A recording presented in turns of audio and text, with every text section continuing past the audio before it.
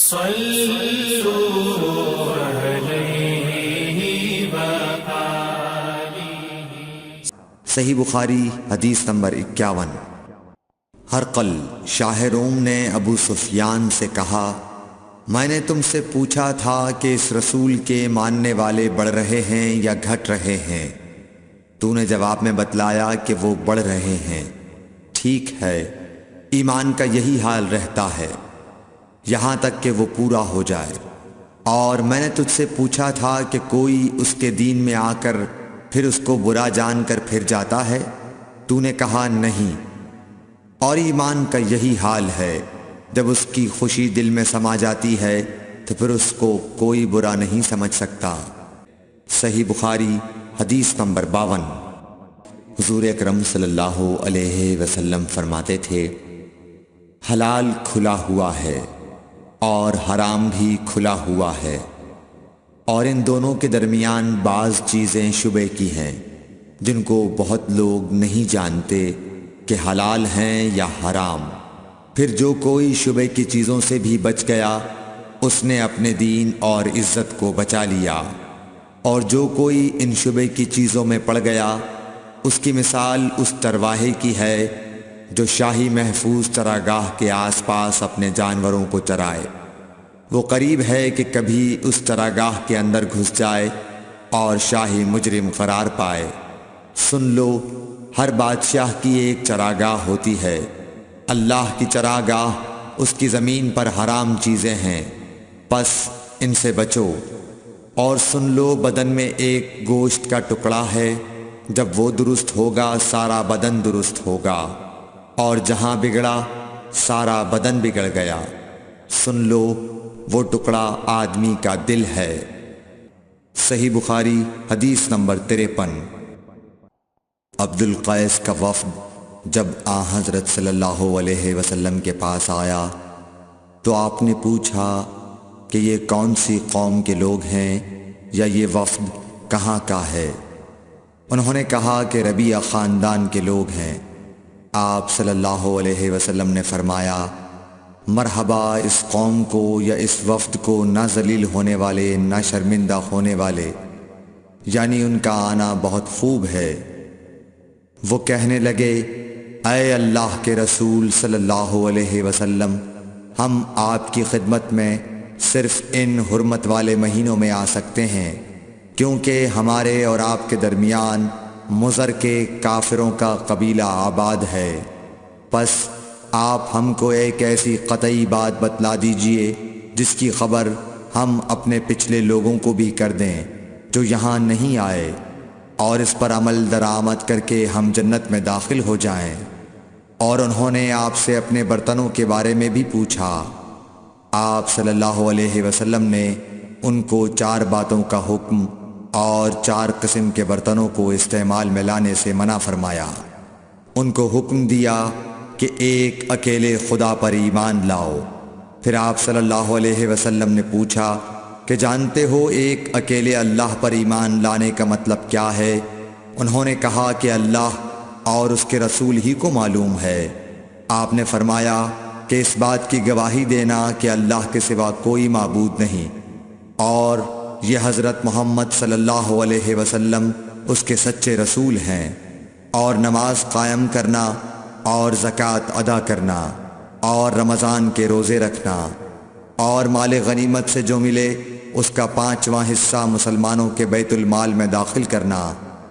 اور 4 برتنوں کے استعمال سے آپ صلی اللہ علیہ وسلم نے ان کو منع فرمایا، سبز لاکھی مرتبان سے، اور کدو کے بنائے ہوئے برتن سے، لکڑی کے کھودے ہوئے برتن سے، اور روغنی برتن سے، اور فرمایا کہ ان باتوں کو حفظ کر لو اور ان لوگوں کو بھی بتلا دینا جو تم سے پیچھے ہیں اور یہاں نہیں آئے ہیں۔ صحیح بخاری حدیث نمبر 54۔ حضرت صلی اللہ علیہ وسلم نے فرمایا، عمل نیت ہی سے صحیح ہوتے ہیں یا نیت ہی کے مطابق ان کو بدلہ ملتا ہے، اور ہر آدمی کو وہی ملے گا جو نیت کرے گا۔ پس جو کوئی اللہ اور اس کے رسول کی رضا کے لیے ہجرت کرے اور اس کی ہجرت اللہ اور اس کے رسول کی طرف ہوگی، اور جو کوئی دنیا کمانے کے لیے یا کسی عورت سے شادی کرنے کے لیے ہجرت کرے گا تو اس کی ہجرت انہی کاموں کے لیے ہوگی۔ صحیح بخاری حدیث نمبر 55۔ حضرت صلی اللہ علیہ وسلم نے فرمایا، جب آدمی ثواب کی نیت سے اپنے اہل و عیال پر خرچ کرے پس وہ بھی اس کے لیے صدقہ ہے۔ صحیح بخاری حدیث نمبر 56۔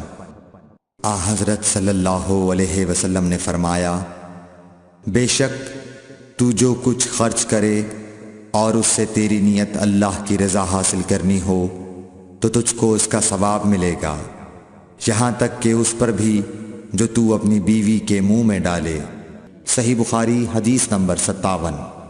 جریر بن عبداللہ رضی اللہ تعالی عنہ نے کہا کہ حضرت صلی اللہ علیہ وسلم سے میں نے نماز قائم کرنے اور زکوٰۃ ادا کرنے اور ہر مسلمان کی خیر خواہی کرنے پر بیعت کی۔ صحیح بخاری حدیث نمبر 58۔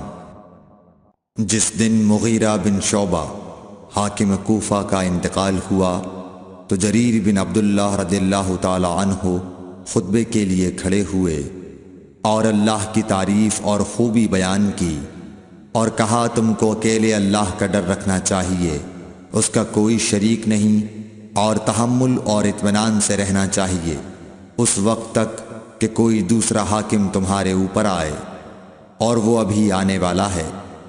پھر فرمایا کہ اپنے مرنے والے حاکم کے لیے دعائے مغفرت کرو، کیونکہ وہ مغیرہ بھی معافی کو پسند کرتا تھا۔ پھر کہا کہ اس کے بعد تم کو معلوم ہونا چاہیے کہ میں ایک دفعہ حضرت صلی اللہ علیہ وسلم کے پاس آیا اور میں نے عرض کیا کہ میں آپ سے اسلام پر بیعت کرتا ہوں۔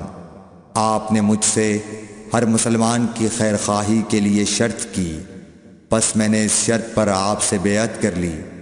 پس اس مسجد کے رب کی قسم کہ میں تمہارا خیر خواہ ہوں۔ پھر استغفار کیا اور ممبر سے اتر آئے۔ صحیح بخاری حدیث نمبر 59۔